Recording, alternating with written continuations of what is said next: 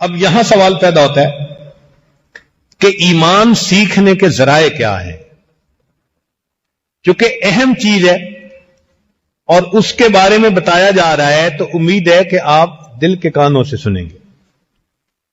ایمان سیکھنے کے 4 ذرائع ہیں۔ پہلا ذریعہ قدرت کی نشانیوں میں غور کرنا۔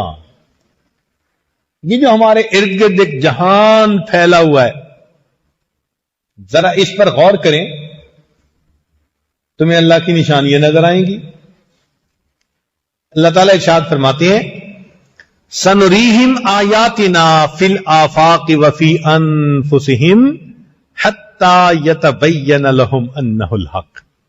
ہم ان قریب ان کو اپنی نشانیاں دکھائیں گے، آفاق میں بھی یعنی باہر کے جہان میں بھی، وفی انفسہم اور ان کے اندر کا جہان من کی دنیا میں بھی، حتی یتبین لہم انہ الحق، حتیٰ کہ ان پر واضح ہو جائے گا، کھل جائے گا کہ حق کیا ہے۔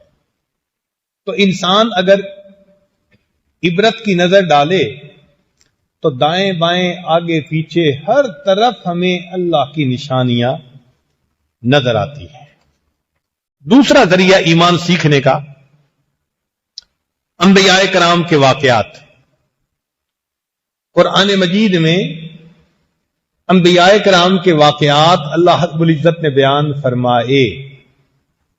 ایک تو یہ تھا کہ ایمان والے ان واقعات سے سبق سیکھیں، اور ایک یہ تھا کہ اللہ کے پیارے حبیب صلی اللہ علیہ وسلم کو تسلی بھی ہو جائے، سکون ہو جائے دل کو، کیونکہ دل غمزدہ ہوتا تھا کفار کی باتوں سے۔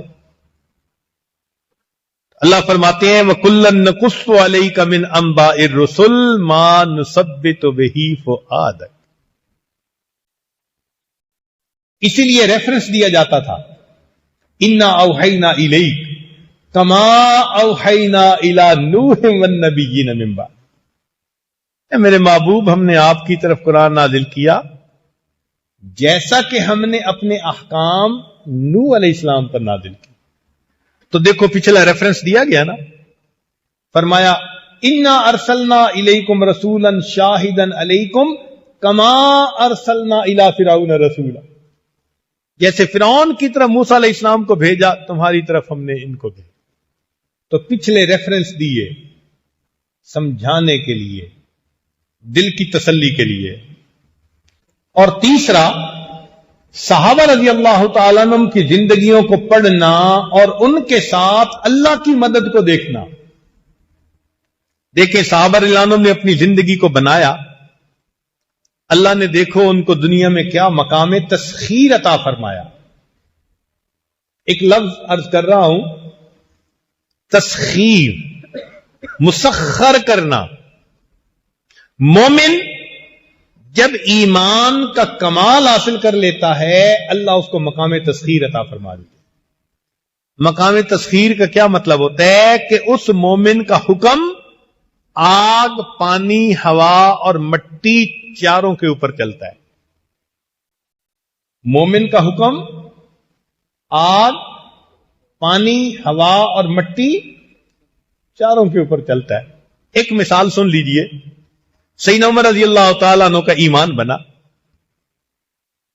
پھر اللہ نے ان کو مقام تسخیر عطا کیا۔ حدیث پاک میں ہے ان کے دور خلافت میں ایک جگہ سے آگ نکلی اور مدینہ کی طرف بڑھنی شروع ہوئی۔ انہوں نے ایک صحابی کو فرمایا کہ جاؤ تمیم داروی رضی اللہ عنہ کو، اور اس آگ کو جہاں سے نکلی وہیں واپس لوٹا کے آؤ۔ ان کے حکم سے وہ صحابی جاتے ہیں اور اپنی چادر کو چھانٹا بنا لیا اور چھانٹے کی طرح آگ کو مار رہے ہیں۔ جس پہاڑ سے آگ نکلی تھی آگ وہیں واپس لوٹ جاتی ہے۔ آگ حکم مانتی ہے۔ عمر رضی اللہ عنہ کے زمانے میں زمین میں زلزلہ آتا ہے۔ کتابوں میں لکھا ہے کہ جب زمین میں زلزلہ آنے لگا تو عمر رضی اللہ عنہ نے زور سے پاؤں زمین پر مارا، فرمایا زمین کیوں ہلتی ہے؟ کیا عمر نے تیرے اوپر عدل قائم نہیں کیا؟ اور زمین کا زلزلہ نہیں رک جاتا ہے۔ زمین بھی ان کا حکم مان رہی ہے۔ کھڑے ہیں مسجد نبوی میں، خطبہ دیتے ہوئے فرماتے ہیں یا ساریت الجبل. ایک صحابی تھے جو کہیں جہاد کر رہے تھے اور دشمن پہاڑ کے پیچھے سے حملہ کرنا چاہتا تھا. الفاظ ادا ہوئے. ساریہ رضی اللہ عنہ فرماتے ہیں کہ سینکڑوں میل دور میں نے وہ الفاظ سنے. ہوا نے حکم مانا. دریائے نیل کا پانی بند تھا، تو جو مسلمانوں کے امیر تھے، لشکر تھے، امیر لشکر، انہوں نے خط لکھا کہ یہاں تو کسی نوجوان لڑکی کو پانی میں ڈالنا پڑتا ہے تب پانی چلتا ہے. عمر رضی اللہ عنہ نے لیٹر لکھا، اے دریا اگر اپنی مرضی سے چلتا ہے تو مت چل، اگر اللہ کی مرضی سے چلتا ہے تو امیر المومنین تجھے حکم دیتے ہیں کہ چل. دریائے نیل کا پانی آج بھی چل رہا ہے. عمر ابن الخطاب کی عظمتوں کے پھریرے لہرا. تو مومن کو مقام تسخیر نصیب ہو جاتا ہے. یہ خدا کی بات مانتا ہے، اللہ مخلوق کو اس کا مطیع اور فرما بردار بنا دیتا. اور چوتھا، ان احادیث کو پڑھنا جن میں نبی علیہ الصلوۃ والسلام نے ایمان کا مضمون بیان فرمایا. ان احادیث سے بھی انسان کا ایمان بڑھتا ہے. چنانچہ بہت سی احادیث ہیں، ان میں سے چند ایک احادیث جو ایمان سے متعلق ہیں وہ ذرا سن لیجئے. مضمون کی اہمیت ذہن میں رکھتے ہوئے توجہ سے امید ہے آپ حضرات بیٹھیں گے. جندب بن عبداللہ رضی اللہ عنہ فرماتے ہیں کنا مع النبی ونحن غلمان حذاورا.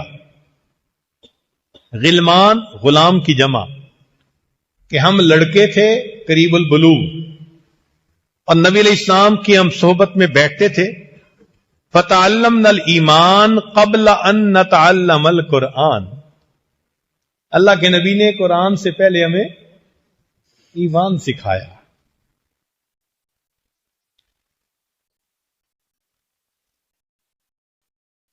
اب مومن ہوتا کون ہے؟ نبی علیہ السلام نے حجت الوداع کے موقع پر چند ڈیفینیشنز بتائیں. جیسے ہوتا ہے نا کسی چیز کو ڈیفائن کرنا، تو ڈیفینیشن بتائیں. فرمایا مسلمان کون ہوتا ہے؟ من المسلم. المسلم من سلم المسلمون من لسانہ ویدہ. مسلمان وہ ہوتا ہے جس کے قول اور فعل سے دوسرے مسلمان سلامتی میں ہوں، ان کی جانیں، ان کے مال، ان کی عزت آبرو سلامتی میں ہو، وہ مسلمان ہوتا ہے. پھر فرمایا والمؤمن.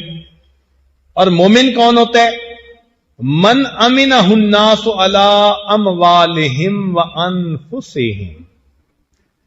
مومن وہ ہوتا ہے کہ جس سے لوگوں کی جانیں اور مال امن میں ہو.